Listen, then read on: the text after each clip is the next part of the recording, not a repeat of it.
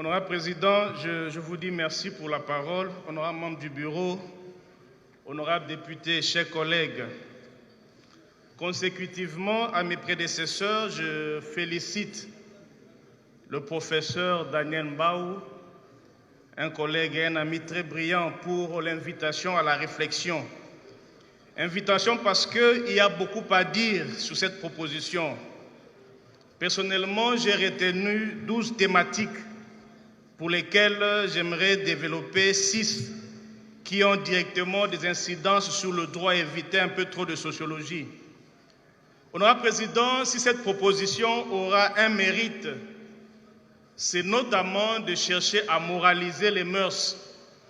C'est notamment chercher à ce que la coutume devienne finalement écrite. Quand l'honorable parle des notables d'une coutume qui doivent publier les éléments qui doivent constituer une dot, c'est un gros avantage. Tout cela pour éviter l'arbitraire et l'abus. Honorable Président, la première thématique que j'aimerais aborder, c'est celle relative aux fiançailles.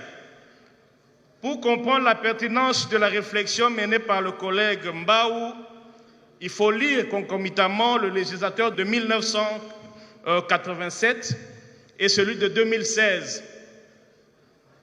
Il y a eu effectivement une réflexion menée par l'Auguste Assemblée. Et dans ces deux législations, il n'y avait pas de caractère contraignant pour les fiançailles.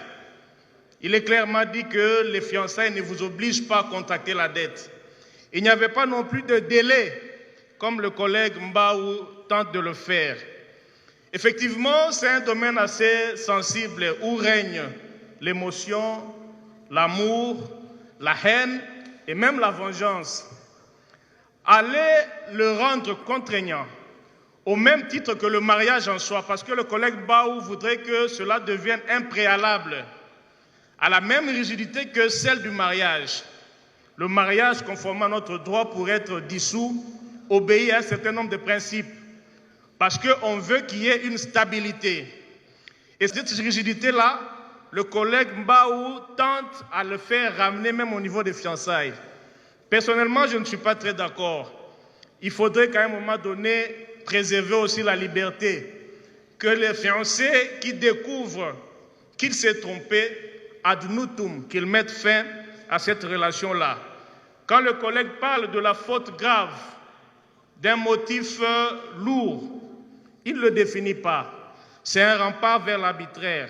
La deuxième thématique, c'est celui relatif à la dot. C'est assez complexe.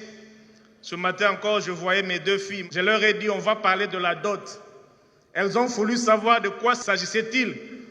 J'ai dit, nous allons fixer un plafond. Elles m'ont dit, quoi? Un plafond pour nous? Mais je comprends le fondement du collègue Mbaou. À cela, je pense que quand le collègue argue le caractère symbolique d'une dot, le caractère symbolique est relatif. Et dans la plupart des ménages, on laisse la latitude à l'homme de proposer pour honorer sa femme. Moi, je pense que la liberté d'appréciation reconnue aux garçons doit quand même demeurer. Une autre thématique assez importante, c'est relatif au divorce. Parmi les 3 motifs de divorce, le collègue Mbaou ajoute également le consentement. Le consentement mutuel des 2 conjoints. J'aimerais lui rappeler que nous sommes tous avocats et praticiens. Quand bien même il y a ce consentement mutuel-là, nous passons toujours par la justice. Parce qu'effectivement, le mariage est enregistré devant l'officier de l'état civil. Et quand il y a divorce, quand il y a cessation de ce lien-là, il faut absolument passer par l'autorité de l'État qui a eu à consacrer cela. Et même moi, je préfère même par rapport à la résidence, la formulation du législateur de 2016, qui est beaucoup plus heureuse quand on dit clairement que les 2 conjoints de commun accord choisissent le lieu de résidence. En mettant un exergue sur la femme, c'est quand même une forme de stigmatisation, je trouve. Une autre thématique très importante que le collègue, c'est un ami avec lequel on est tout le temps au barreau, il a parlé du trust comme une innovation. Je crois qu'il y a un juriste qui est passé, le collègue Tamboué.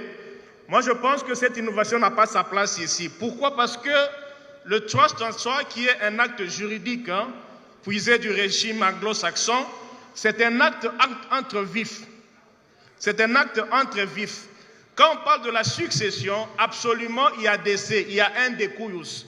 On ne peut pas à la fois parler de la succession et faire référence à des actes juridiques qui ne sont possibles qu'entre vifs. Et le collègue Mbao le sait que nul ne peut être contraint dans l'indivision.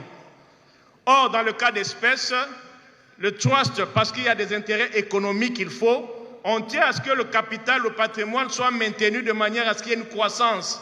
On peut aussi vous imposer l'indivision, ce qui est contraire à la loi.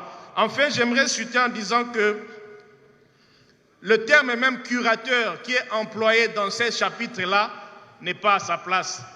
Le curateur, c'est celui qui, au fait, assiste un majeur qui est incapable, qui a perdu certaines compétences, qui l'assiste dans certaines démarches juridiques et même sociales. Et là, je pense que le recours à la notion du curateur n'est pas forcément à la place. Bref, j'aimerais inviter l'Auguste Assemblée à dire oui à cette invitation à la réflexion et déclarer cette proposition de loi modificative du Code de la famille recevable. Et au sein des commissions, il y aura certainement des débats assez houleux où nous allons faire passer certains